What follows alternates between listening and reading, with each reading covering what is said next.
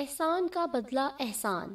پیارے بچوں، ایک دفعہ کا ذکر ہے کہ دریا کے کنارے پر ایک فاختہ رہتی تھی۔ اس درخت کے نیچے ایک چونٹی بھی رہتی تھی۔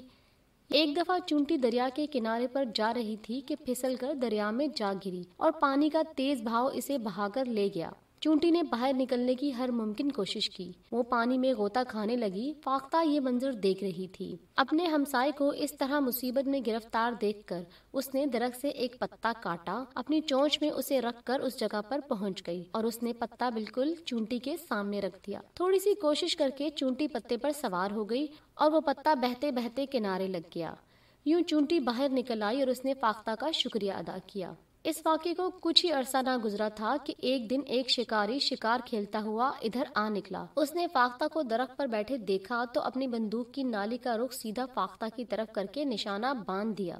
قریب ہی تھا کہ بے خبر فاختہ شکاری کے نشانے کا شکار ہو جاتی۔ اتفاق سے چونٹی بھی شکاری کے پاؤں کے قریب ہی کھڑی تھی اور یہ سب دیکھ رہی تھی۔ وہ تیزی سے آگے بڑھی اور شکاری کے پاؤں پر زور سے کاٹا۔ اس کا نشانہ فتح ہو گیا اور اس طرح فاختہ کی جان بچ گئی۔ تو پیارے بچوں، واقعی اگر کسی کے ساتھ نیکی کی جائے تو اس کا صلہ ضرور ملتا ہے۔